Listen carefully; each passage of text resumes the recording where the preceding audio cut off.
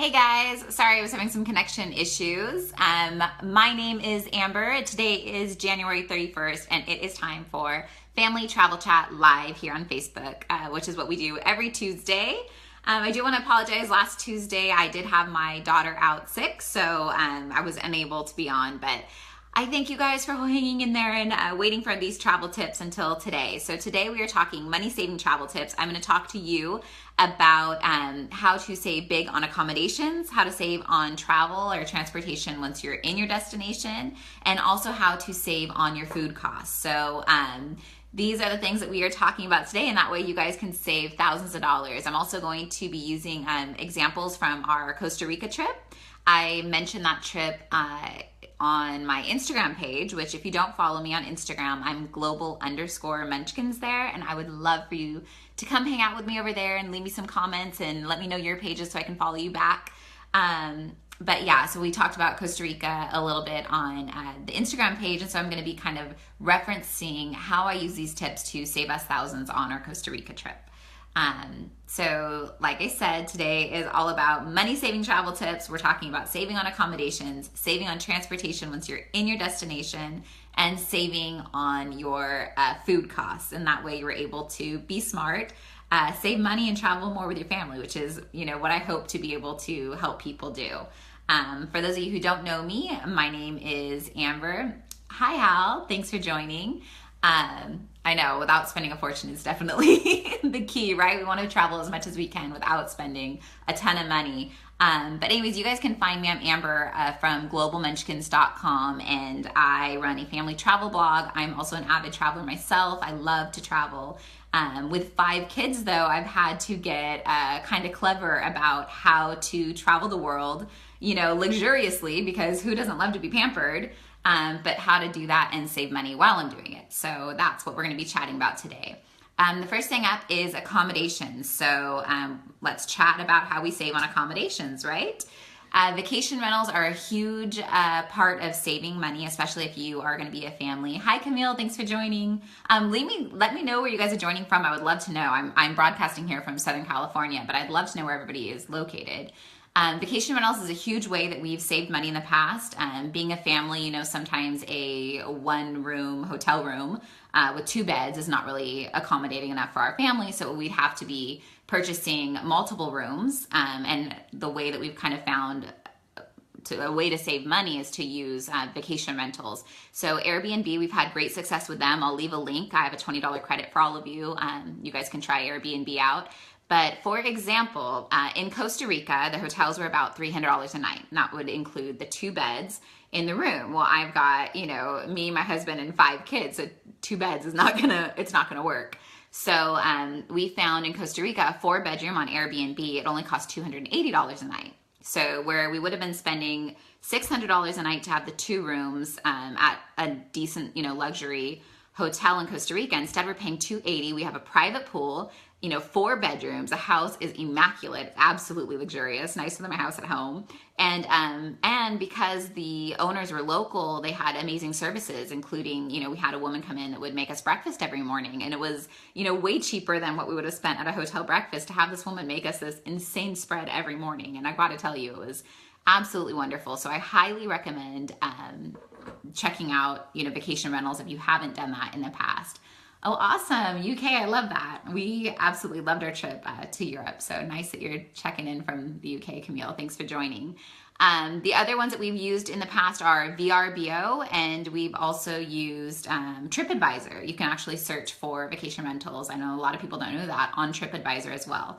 I do recommend, checking into the ratings, making sure that you're using a rental that's been rated by a lot of people and rated very highly. But vacation rentals were how we got around our trip to Europe, and also, like I said, how we saved hundreds. I think it was like $1,800 in savings after a week in Costa Rica for us staying at this really beautiful hotel versus a beautiful vacation rental instead of a hotel. The other thing is if you are going to stay at a hotel, I highly recommend that you call the hotel directly. I know it's like so not the millennial thing to do to like pick up the phone and talk to somebody, but it turns out when you do pick up the phone, a lot of times you can get a better rate than what's advertised. You can learn a little bit more about the rooms and find a room that might function better for you. You can learn about, if they have rollaways that can be put in the room, if they have porta cribs, things like that. If you call the hotel staff, they are more than accommodating most times, and you will get a better rate, get a better room. So if you are going to use hotels, I do say that you definitely want to do that. You also want to make sure that when you're booking a hotel that you, especially if you're looking at somewhere like TripAdvisor, that you're comparing amenities, because it can be crazy different, whether they have free Wi-Fi, or maybe they offer free breakfast, or, it's free parking, or they charge for all those things. You want to know that. So just make sure that when you're comparing your costs with your hotels and your Airbnbs and stuff like that, that you're looking at what amenities are included. Because you can save a ton that way. You can also save a ton of money by staying outside of the city center. We did when we were in Costa Rica, we stayed in Guanacaste, and instead of staying in like Tamarindo, which is right across the water, to like they had like a little like dollar ferry boat that took us over. But that saves you a ton. Same thing we did. We took the kids to Washington, D.C. last spring, and we stayed outside of D.C. then as well, because the public transportation was so fantastic. It was a huge savings to stay at a hotel outside of the city center. The hotels were nicer, rooms were bigger, stuff like that. So staying outside the city center is another way to save on accommodations. There's also some tricks. So Priceline Express deals. My friend from Flash Packer family has an amazing post on how to really score big with the Priceline Express deals. So I will leave the link to her post so you can check it out, because it's phenomenal. Definitely a good trick to have up your sleeve when you're staying somewhere that has quite a few hotels.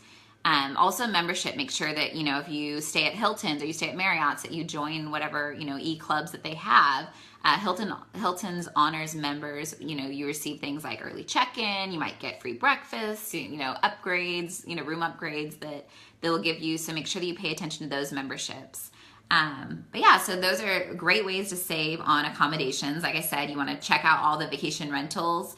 Airbnb is an excellent one. VRBO is fantastic. Check TripAdvisor for those. You want to make sure that you call the hotel directly, talk to them, let them know, what your needs are, and see if they can accommodate you or if they can offer any special deals. It's always smart to do that. Let them know what you're seeing. They're including Wi-Fi. Can you throw that in for me? You'd be surprised what they will do for you. And staying outside the city center and working some of these awesome deals through Priceline Express deals. In regards to transportation, so once you get to where you're going, you might need to get around. Obviously, checking into the public transportation before you go is a huge advantage. I know when we were in Europe, in London, we got our Oyster cards, or these cards for visitors, but you do have to order them before you leave. And they saved us a ton of money while we were over there. Same thing with DC. Public transportation was fantastic. We knew that going in, and it's that way pretty much everywhere. In Bali, they had fantastic public transportation. I know that in Costa Rica, same thing. Using the buses, even for airport pickup, is incredibly cheap. So check into the public transportation options before you go somewhere, and also walk. I'm sure if you're anything like me, you're going to eat your way through all the different countries that you're visiting, or all the different states that you're visiting. I mean, there's good food everywhere. So walking is a great way to kind of offset all of those pounds and calories that you're consuming, but also to offset the price. And it's a great way to take in the sights. Just go slow and walk. You can also use things like Lyft or Uber, and rental cars. So if you are renting a car where you're going to be going, I highly recommend that you book it online, but you don't prepay. So a lot of the rental cars allow you to book a rental car, but you don't prepay, and that way you can watch the rates, because oftentimes as it gets closer and they still have cars available, they'll drop the rates, and you're able to cancel your initial booking and rebook if you did not prepay. So that's what we always have found, especially Hawaii. I mean, a minivan in Hawaii is like so ridiculously expensive, and that's usually how we can score some good deals on those. Another couple things just about transportation. I know we already did a whole episode on flights, But if you didn't catch it, you can still get it. It's on YouTube. So I have a YouTube channel, which is, www.youtube.com/Global Munchkins if you want to check out the flight one. But I kind of forgot to mention a couple things, which I wanted to mention here. One is a multi-city ticket. So if you go on Google, a lot of people don't realize you can extend layovers for days. So we traveled to Europe with the kids, and we wanted to go to Paris and to Italy, or to France and Italy. And the flights into Paris direct from LAX were incredibly expensive, but randomly, it popped up on Google. I saw that you could fly into London, and you could stay a few nights. And I knew you could get the Eurorail, and head over to Paris from there. So we booked a multi-city ticket, which took us from LAX to London. It was like $300 cheaper a ticket than flying straight into Paris. We stayed a few nights in London. Headed over on the Eurorail, which is way cheaper. It didn't cost us very much to do that. Headed into Paris. From Paris, we took Ryanair, because it's a very cheap airline, into Italy. But then our flight, so our one ticket that we saved on, the multi-city ticket, went from LAX to London, and then it took us from one part of Italy to another part of Italy, and then back home. But the only reason we even included London was because it was cheaper, and it was supposed to just be a layover that maybe was like 12 hours, but we called the airlines and were able to extend it several days. We did the same thing when we went to Ethiopia. We had a layover in Dubai.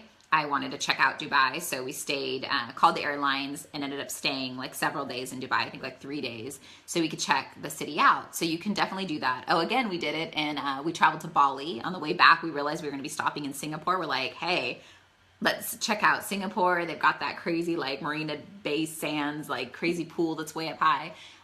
So definitely check into multi-city plane tickets when you're flying places. And the other one is hidden cities. So there's this site called Skiplagged, and you can check and see, let's say you're heading, you need to get to Arizona, but there's a flight, maybe from Los Angeles to I don't know, Wisconsin, and randomly it stops in Arizona, right? Well, you can actually book a one-way ticket. I definitely would recommend doing it in an incognito window, and not putting in your rewards numbers for that. But you can book it, and as long as you double check and make sure that they actually are going to stop and allow people to get off the plane at that point. But if they are, you could actually get off when they're stopping, and you have to all carry on, obviously, because otherwise your bags are going to go to Wisconsin. But you can actually get off the plane right then and save a ton of money doing that.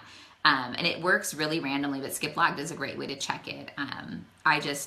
It's one of those things that the airlines try to fight, and so they have different things. I think they've taken Skiplagged to court, but they haven't won. So you can do that. It's hidden cities, and you can check them on Skiplagged, and I'll leave the website for you in the comments so you can check it out. But like I said, if you do use Skiplagged, I highly recommend you do it in an incognito window, and that you don't use your rewards member numbers when you're booking your flight. Just make sure that when it does stop in whatever city you want to get off on, number one, that you have carry-on luggage with you only, and that it does stop and allow passengers to get off the flight. So you might need to make a phone call to know if that is how it works or not. All right, let's see what else. We got food, right? Huge cost for us because I've got 3 boys that aren't even teenagers yet. I don't know what I'm going to do with them when they're teenagers. So if you have tips on how to feed your teenage boys and keep them full, it is insane how much my kids eat. So food is a huge cost. We've talked about it before, but we do eat meals in. So I will call ahead of time if we're staying at a hotel, and I, number one, ask them to empty out all of the the mini fridge that's in there. I have them empty it all out because it's way too expensive. I don't need $7 Snickers bars times 3, which all of my boys would probably grab one. And that way we can use that fridge to put in our own groceries and snacks that we bring in.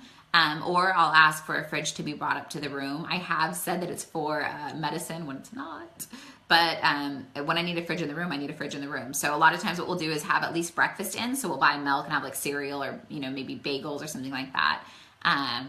We also stop in at grocery stores to pick up hot food. So a lot of the grocery stores, especially, there's some fantastic Whole Foods and Sprouts and stuff, Trader Joe's.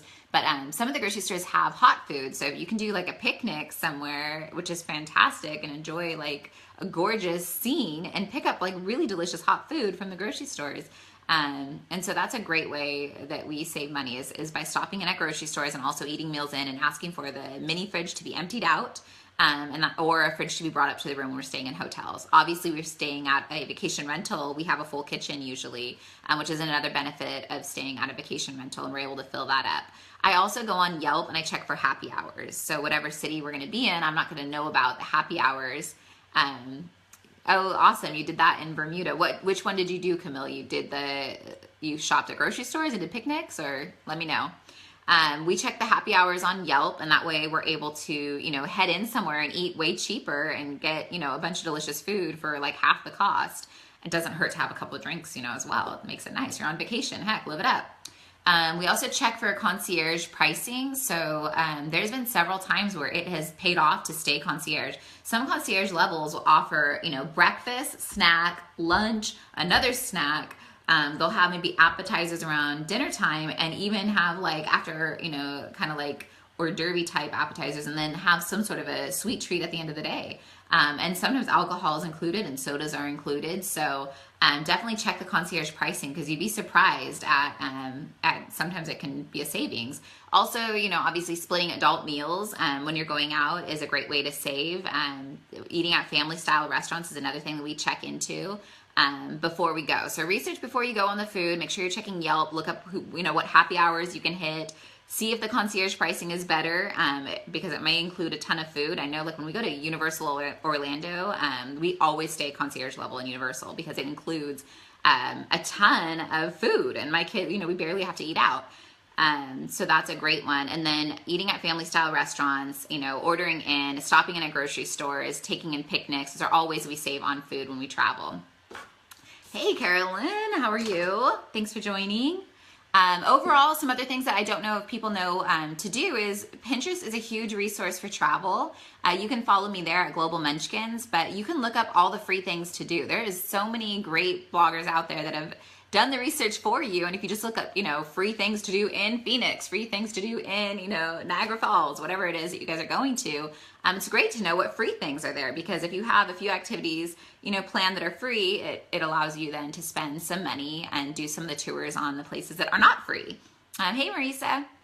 Also, contacting your local CVBs is a great way to save. You'd be surprised at the different discounts and stuff they're able to offer. I don't think that normal people reach out to the Convention and Visitor Bureau, that's the CVB, but they, even in Anaheim, have tons of ways, to help you get discounted tickets to things, and, can help steer you into the right hotel that you need for your family. They were able to show us hotels in Anaheim, I know, that had 2 bathrooms in the hotel room, which if you're traveling with 5 kids, and 3 of them are boys, 2 bathrooms is like super sweet. So definitely check with your CVBs. Also check Groupon, things like Groupon in the area. You can find local activities at half off if you check Groupon. We did that when we went to San Francisco. The other thing you want to do is with activities, especially I found this traveling to foreign countries, is calling the tour operators yourself. So in Costa Rica, I think they had advertised the tour price for like $149. And I called and spoke with them, let them know that we were a larger family and we were also traveling with more people. So we had a small group of like 12 of us. And so I asked if they could do group rate pricing, and they dropped the rate down considerably. And then the woman told me on the phone, I recommend you only book, the zip lining part of the tour. We have an ultimate package, but a lot of times when you get here, we'll offer it to you then. And so I took her advice and I did that. I only booked, the initial zip line, and we showed up in Costa Rica, got there, and sure enough, they had extra room on the tours. And so we ended up getting this like ultimate pass for like a total of $50 instead of $150. So it's another thing where getting on the phone and making some phone calls is a really great idea. Obviously, overall, traveling during a shoulder season is going to save you a ton. I just saw at Disney World has got some offers going on where I think they throw in some of the food packages, but everywhere, hotel rates drop, but there's going to be more deals on food. The tour guides are going to drop their rates if you're traveling during a shoulder season. And a shoulder season is right before or right after the main season. So you still are going to have fantastic weather, but the crowds are going to be less.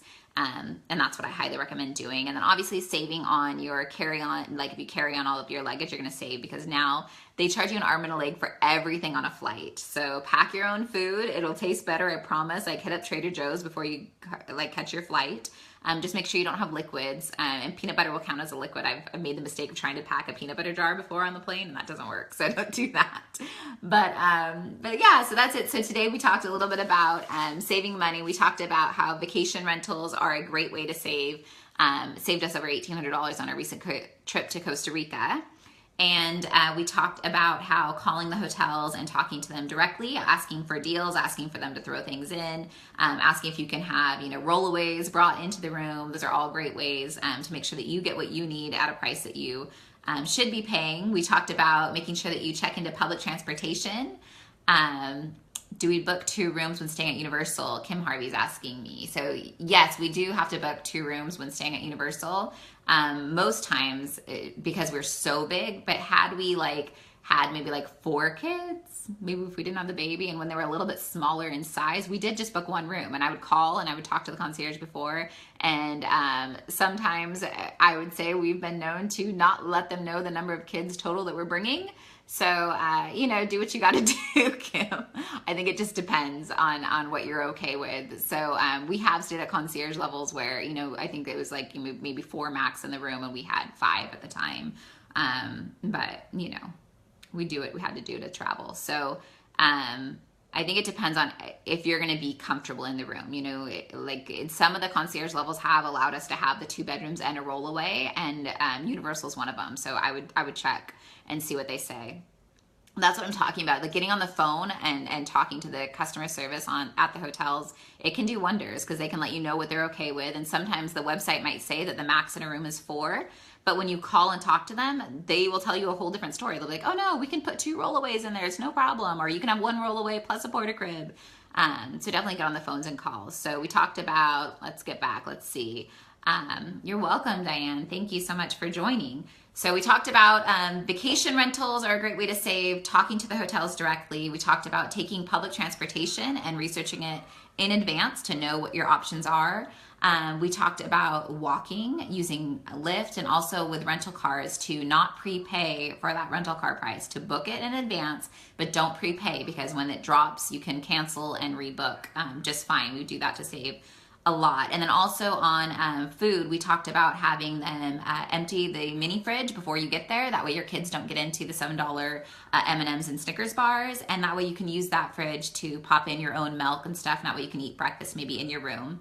We talked about hitting up the grocery stores. There's some awesome places that have hot food that you can pick up, or picnics. I know when we're in Hawaii, we always pick up sandwich and watermelon and grapes and take it back to Grand Wailea, and we eat in that lovely view, and we eat our delicious sandwich instead of ordering, a $20 a piece meal at Grand Wailea. So hitting up the grocery stores is definitely smart. And then we talked about contacting the local CVB, which is the Visitors Bureau, and talking to them. They can pinpoint a hotel that might be good for you and also have coupons for activities in town. And they also have tons of itineraries. So, why plan your whole trip yourself when the CVB can do it for you? It's pretty awesome. And then check Groupon in the city that you're going to be going to. A lot of times there's some great deals on Groupon that way too. So I think that's it. I will leave all the links that we talked about in the comments below. The last thing I have for you guys are the deals that I have around the web right now. Of course, Iceland has been huge, and they're doing it again. So from Los Angeles to Iceland in February, and I think in March as well, it's only $270 round trip, you guys. That's incredibly low. Also, San Francisco to Stockholm, Sweden, I found in March, only $385 round trip. We have LAX to Orlando, so if you want to hit up Disney World, honestly, right now, this time is a great time to go before spring break.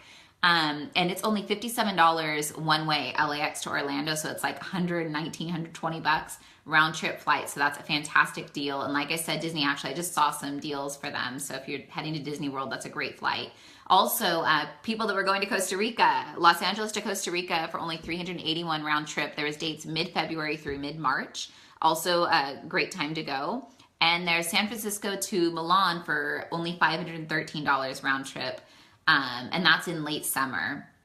The last one I found is for those friends in Seattle to Shanghai or Beijing for only $446 round trip, and those were through from February through April. So I will leave those links. I will also leave all the links of what we talked about today.